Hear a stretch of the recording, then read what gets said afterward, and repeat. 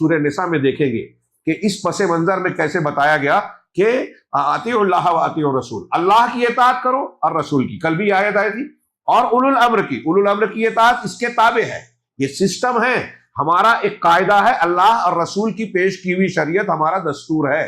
हाँ, और उस दस्तूर के निफाज के लिए जो सिस्टम बनेगा, निजाम बनेगा, उसका आला शख्स जो है वो हाकिम है या उलमा है, जो उस दीन की तालीम लोगों को सही सही बताएंगे।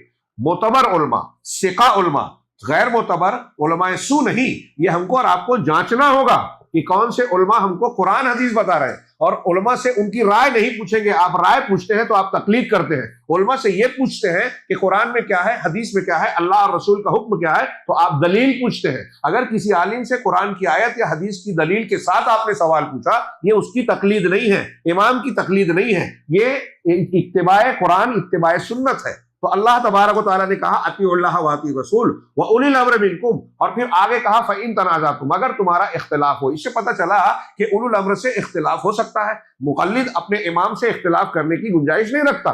तो ये इस आयत से तकलीद पर इस्तिदलाल करना, कुरान को की तहरीफ करना है, मैं ऐसा कहता हूँ। तो अल्लाह ने कहा कि अगर तुम्हारा झगड़ा हो तो अल्लाह और उसके रसूल की तरफ लौटाओ, मतलब अपना झगड़ा निपटाओ कुरान हदीस से।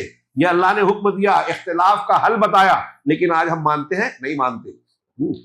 अब अल्लाह ने कहा कि झगड़ा हो, किससे होगा? उलुल अम्र से। तो निपटाना कहां से है? फरुद्दूहु इलल्लाहि व रसूल, लौटाओ अल्लाह की तरफ और रसूल की तरफ। इन कुंतुम तुमिनून बिल्लाहि वल यौमिल आखिर, अगर अल्लाह और आखिरत के दिन पर ईमान है। बहुत गौर करने की बात है। उम्मत को इस दर से की बहुत पकड़ के बार बार सुनाने की जरूरत है, क्योंकि मान नहीं रहे।